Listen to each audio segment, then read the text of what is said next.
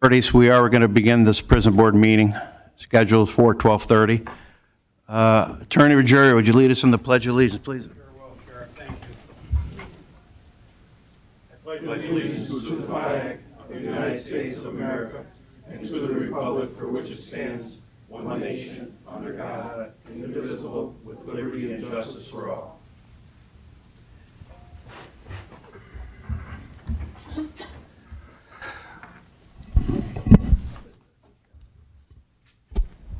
Okay, we're going to call to order the July 20th, 2022 meeting. First order of business is to approve the minutes from last meeting.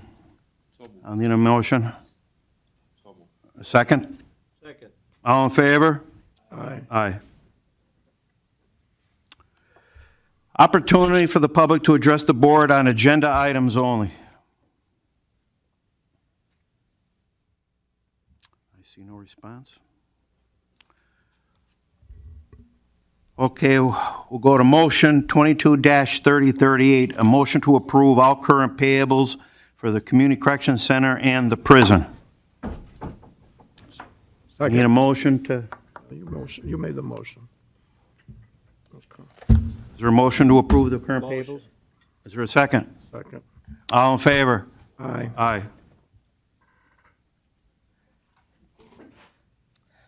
Okay, we'll start with the reports, 22-3039. The Controller, Mr. DiBileo. Yes, Sheriff McAndrew. Thank you. Controller's report for the prison inmate and canteen accounts for June of 2022.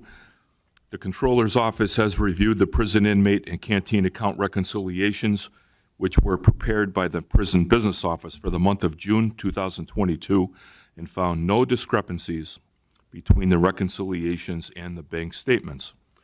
The balance in the inmate account was $440,570.87 as of June 30th of 2022. The balance in the canteen checking account was $860,833.81 as of June 30th of 2022. And in addition, as of June 30th, the canteen account owned 2 certificates of deposit, one valued at $15,000 and the other at $132,360.38, totaling $147,360.38. During the month of June of 2022, $72,470.17 was paid from the canteen account for expenses which benefit county inmates, and those itemized expenses are detailed on page 3 of my report, and that concludes my report. Thank you. Any questions for the Controller? Motion to approve his report. So moved. Is there a second? Second. All in favor? Aye. Aye.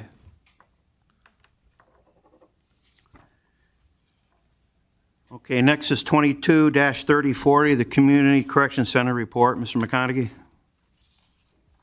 Good afternoon, everyone. This is the house arrest report for the month of June. House arrest totals were 154 participants. Juvenile had 22. Programs revenues, house arrest had $52,273.51. Juvenile had $3,700 for a total of $55,973.51. Year-to-date on both is $361,277.13. Programs expenses were $76,836.56. Programs completions, 41. Violations were 6. Outstanding warrants still, 1 for work release, 1 for house arrest. Budget report overall, overtime's at 36%, expenses at 45%, and revenues at 55%. That's the end of my report. Thank you. Any questions for Mr. McConaughey? Okay, a motion to approve the Community Correction Center report. Make that motion. Is there there a second? Second. All in favor? Aye. Aye. Thank Have a you. good day. Thank you. Same to you. Okay, then the warden's report. Deputy Warden Rozell. Good afternoon, Board.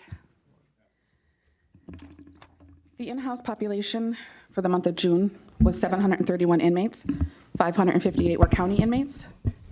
For the month of June, we averaged 635 adult males, 3 juvenile males, and 94 adult females. The average daily population of U.S. Marshals detainees was 173. The overtime and out-of-county boarding reports are attached. Our staffing update, we currently have 169 full-time officers, 5 officers out on workers' comp, 2 on continuous FMLA, and 61 on intermittent FMLA. We have 2 on administrative leave, and we have 2 full-time vacancies. Our recent class of 7 cadets officially graduated from our training orientation course on Friday, July 15th, and we have placed them on our shifts. Our budget as of June 30th, the revenue was at 51% and expenses were at 49%. Overtime is at 49% and staff salary is at 37%. Extraordinary occurrence reports. There were 7 extraordinary occurrences in the month of June. On 6/2/22, an inmate tore the sprinkler head off the cell's ceiling and began to intentionally hit his head. Staff had to place him in the emergency restraint chair to stop him from harming himself. On 6/4/22, an inmate on a suicide prevention watch had covered his cell's camera and was observed to have a self-inflicted laceration on his forehead. Staff entered the cell and placed him in the emergency restraint chair for his safety. On 6/5/22, the same inmate covered his same cell's camera while on a suicide prevention watch. Due to noncompliant behavior, staff had to use OC spray while entering this person's cell, and staff placed him in the emergency restraint chair for his safety and for the safety of all. On 6/6/22, the same inmate again covered his cell's camera and was displaying signs of aggression toward staff. OC spray was used, however, the inmate maintained being noncompliant. Staff then used the pepper ball launcher to attempt to gain his compliance, entered his cell, and placed him in the emergency restraint chair for his safety and the safety of all involved. On 6/12/22, an inmate was acting erratically, violently kicking his cell door and challenging staff to a physical altercation. This person then began to make statements of self-harm. Upon receiving authorization from the shift commander, he was then placed in the emergency restraint chair for his own safety. On 6/12/22, the same inmate had once again covered his cell's camera and once again displayed aggressive and noncompliant behavior. He was placed in the emergency restraint chair for his safety.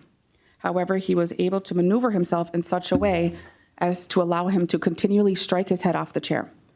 The prison psychiatrist, Dr. Malik, was contacted and authorized placement into 4-point humane restraints. On 6/24/22, an inmate became aggressive after a video court hearing he had. Staff were able to maintain control of this person. However, he continued to be noncompliant with orders.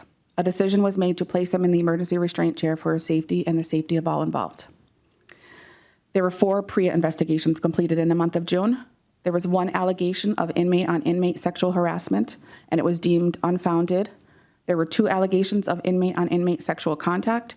1 was unfounded, 1 was founded. And there was 1 allegation of staff on inmate sexual misconduct, and it was deemed unfounded. And this concludes the report. Thank you. Hold on one second, Deputy Warden. Are there any questions for Deputy Warden Rozell?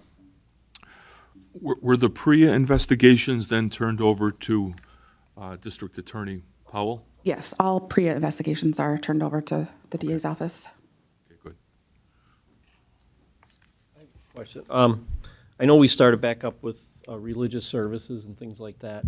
And I had a request that if we could start AA meetings again. Okay. Is that something that we could look into, possibly maybe doing them at night? Right, yes, we can. The warden and Deputy Warden Pig and I had been meeting with regard to starting up groups. Like you just had mentioned, we started our religious services. They started providing groups and individual services. And then we're looking toward conducting groups related to substance use. And we have our behavioral health staff on staff who we're talking with to hopefully provide group meetings as well. So that's something we're definitely interested in moving towards. Okay.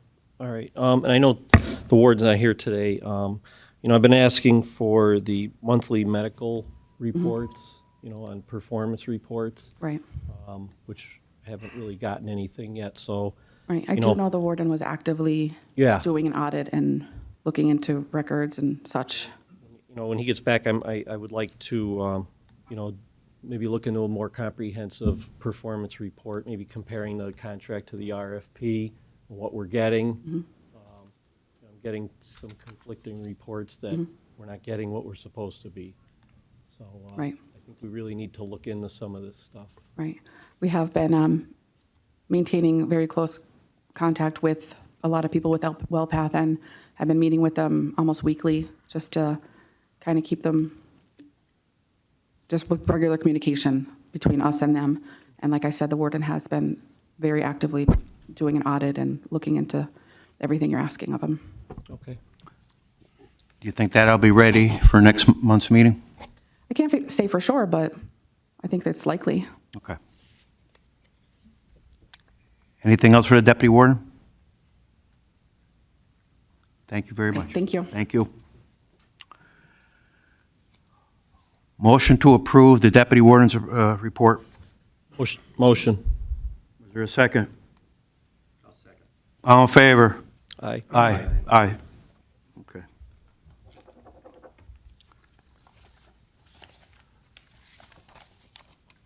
Okay, this is the opportunity for the public to address the board. When you do, please state your name. Joan Hodawanitz, Scranton. With regard to the certificates of deposit, Gary, what is the rate of interest on those CDs? They are not very high, and we've talked about moving them to state-funded programs for a higher rate. The issue has not elevated to doing that yet. So that's another thing that this board can discuss. Well, the reason I ask is when they mature, right now, you're going to start seeing rates of interest on CDs going up Yes. as interest rates are going up in general. And once they mature, I'm hoping that one way or another, we can find more lucrative Yes. returns because you have over $100,000 in CDs, so you should be able to get something better than what you've gotten in the past. Yeah, we're interested in getting a higher rate. Yeah, do you have on the top of your head an idea of when they mature? My chief auditor. Okay.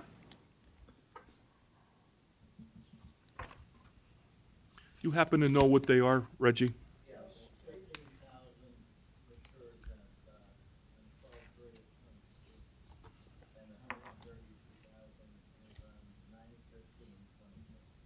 So they're going to mature very quickly before the end of the year. So hopefully you can put them in something that's going to give you a greater return on your investment.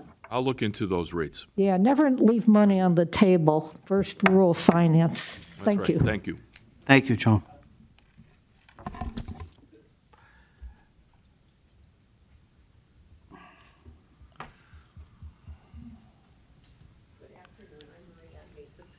I just developed a question, Deputy Warden. With the cadets coming on board, will that alleviate some of the necessary overtime? Yes, for sure it will. Okay.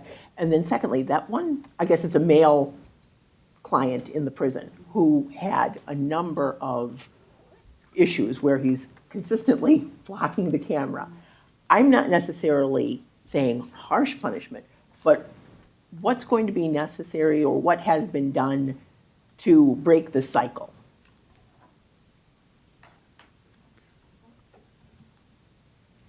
That's a hard question to answer because there's so many different factors involved. I see. Whether it's just behavior or mental health, or that's why they brought the psychiatrist. So that was that one same time. gentleman Yes. through for every single thing that you had? I'm Deputy Warden Debi. Thank If the inmate in question is who I believe it is, Okay. it's someone we have been trying to get transferred to a mental health I was going facility to say, yeah. for an extended period of time. His refusal to cooperate in some medical procedures has been the delay. Okay. There are serious mental health issues there.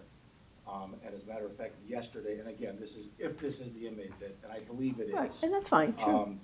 We were able to get him yesterday to a local hospital. They were able to provide the necessary medical treatment, so we can now proceed with getting him transferred. And so, thank you. And so the officers who are injured, is it something like that that's causing the injury? You mentioned some officers that were, Yeah, when the inmates, oh, no.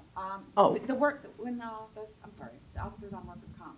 yes. Yes, there was a couple of officers that were involved in altercations with inmates, yes. With inmates, okay. And has anything been done to be able to alleviate altercations? So maybe, and that would be my final question then. Do you feel as though we're staffed enough so that it's not one deputy or two deputies against a very aggressive individual, but, that 3 or 4 would quell the situation more quickly? So do you think we're staffed enough? I think we're close to our allowed staffing. So the question would be, would you suggest a greater allowance? Well, the warden is actually, he does yearly staffing analysis. Okay. And he would be the one to answer better and Okay. provide information on whether or not he thinks or foresees a need for more officers. Many thanks. Thank you.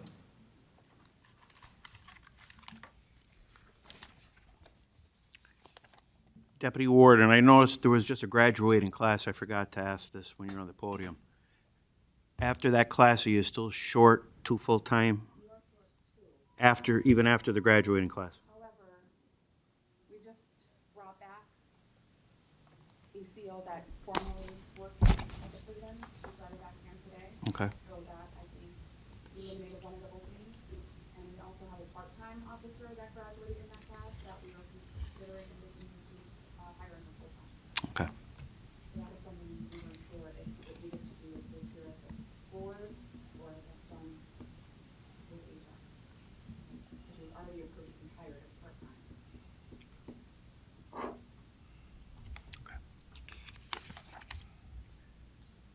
Anyone else?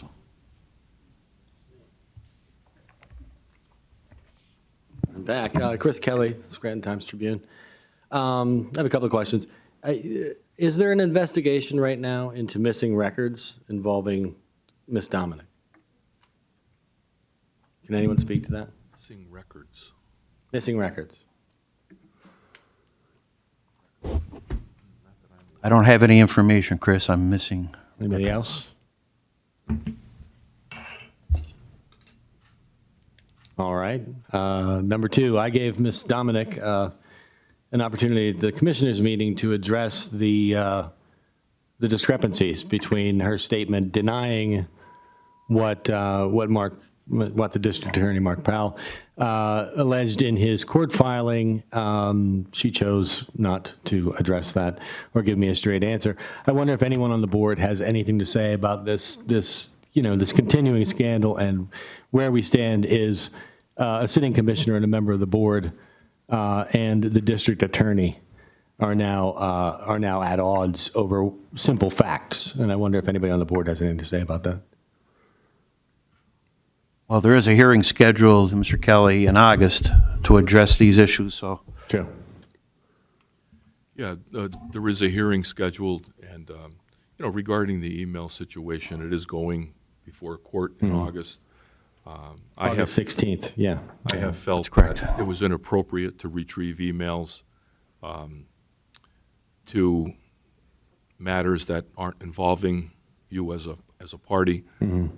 Is it illegal? I'm not a lawyer. Right. Okay. I'm just saying, August 16th is a long way from now. There's a lot of time between then and now. And, the taxpayers are out there wondering what's going on. It's my job to try and find out. That's why I'm here. I think this, we'll go back, obviously, everybody's here wondering about the investigation and what went on, which without the judge here and the warden, now we're kind of stuck with not being able to ask a lot of questions to them. But this whole thing goes back to, the mystery key. And, that was my main concern, was security issues. And now you're asking about missing Records. information or records. Well, that's a problem. So that's, like I said before, it was very concerning to me in the beginning. And now if there's things missing, well, now that's even a bigger problem, so. So you're aware of It's- that? What's that? You're aware of there being missing records or an investigation? into That's missing what I'm records? hearing. Who did you hear it from? I just heard it from you just now. So now we have That's not to, really confirmation. we just opened up another, well, we're going to have to look into that. We had a private investigator I thought was going to do a thorough job, which we haven't really talked to him yet. I was hoping he'd maybe be here today, but he's not. So there's a lot of unanswered questions for me, too. Okay. Ms. Domenick, one more opportunity. Do you want to address the discrepancies between your statement and Mr. Powell's allegations in his filing? No, that's a lawsuit that's pending, so I think that it shouldn't be commented upon, but it should go through the court system. I will say, with regard to Chris Chermak's statement about his main concern, I just want to bring attention to the fact that he was not concerned with the prison at all, to the extent that he wouldn't even sign the new hire forms when we hired somebody at the prison. So I find it particularly odd that all of a sudden he has this new interest in the prison when he had none. And secondly, I'm sorry, who were you talking about? about him indicating that his main concern is this. Oh, that okay, the Chris, prison. I'm sorry. I The got second thing confused. is, with regard, there are rumors flying everywhere. I mean, that's, I guess, what it is in a county. I don't know. But I did, and you can verify this through other people, specifically request that an investigation be done into the misuse of our OMS, which I believe stands for Offender Management System, with regard to documents and access of documents and the misuse or wrongful obtaining information in a wrongful manner or wrongful access of these documents. So I vehemently deny anything having to do with missing documents or anything like that. It's just one of 100 rumors that are floating. But I did ask our solicitor and chief of staff and co-commissioners that I did recommend that they do an investigation into the OMS system, which I believe is used at the prison, but also maybe at the DA's office. I don't know if other offices use it. That they do run an investigation to see whether there was a misuse of that system to obtain information on whether it be me or other people or whatever it may be.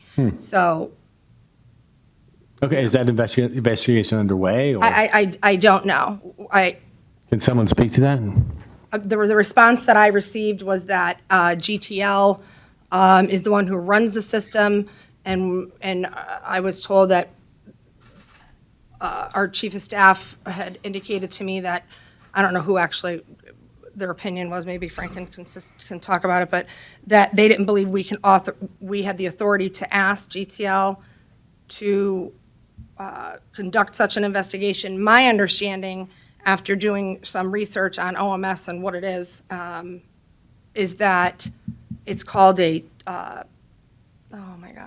it's called a chain trail, that they can simply run a chain trail, I believe is what I'm looking in my messages to tell you if that's for sure what it's called, but that it's not anything that would be burdensome to GTL. They're our vendor, and we do pay them to provide a service.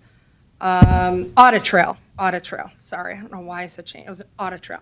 We do pay them as a vendor to provide services to us, so I don't believe that would be burdensome for them to do an audit trail to see if the OMS system has been misused in any way or anything of that matter. I can assure you that I don't even know how to access an OMS system. I don't even know how to access the Infocon system. So I certainly did not delete anything. Okay. Frank, did you have something else? Sure, I'd be happy to speak to that briefly. So Commissioner Domenick did request about a week ago or so, to her point, that we take a look at this. I spoke with Chief Jeffers, and he and I communicated. At that point, my recommendation was that if we were going to take a look at it and investigate it, that we should do it from an outside standpoint. whether we go to the district attorney's office or we go somewhere else, if there were any type of inherent conflicts. And the reason was twofold. The first is, I don't know that we have the ability to direct GTL to do specifically what Commissioner Domenick is requesting. But more than that, I want to preserve the integrity of any investigation that may need to occur. So if there was some form of wrongdoing undertaken by someone with regards to this OMS system, I didn't want to jeopardize the integrity of that investigation by doing an investigation in-house or by having individuals within the county, per se, doing an investigation that they're not accustomed nor was it something that's within their bailiwick. So from that standpoint, I spoke with Chief Jeffers. We communicated back with Commissioner Domenick and asked her at that point what was her desire. Did she desire us to move forward and proceed with that? And I don't know if we received a response back from that, but where it stands now is if we're going to move forward and do an investigation, I wouldn't certainly oppose that, but I would request that an outside agency do it. And I would first most likely go to the district attorney's office, have them make a determination if they felt there was a conflict or not, as we normally would, and then take it from there. If they felt there was a conflict, I certainly can't speak for the district attorney, but I presume they would then pass it off to whatever appropriate agency they determined. But that's not happening so far. No, it has not happened thus far. My last communication with Right, Commissioner and then I emailed Domenick you was, back. I was, emailed you back and I said that I had no issue with the outside entity doing it, but I recommended that we either contact the vendor, GTL, or I think we have an OMS representative. Maybe we can contact them for guidance, and that we would talk when we saw each other. But today, we've been in meetings all day, so we have not had an opportunity to address it. yeah, my intent would be, if we're going to move forward, that I would request an outside agency review it. Okay. Thanks.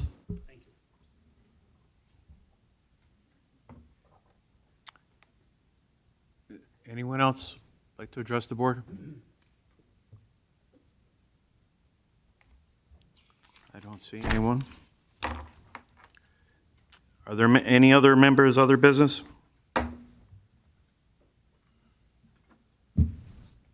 Motion to adjourn? Motion. Second. All in favor? Aye. Aye. Thank you, everyone. This concludes the prison board meeting, July 20th.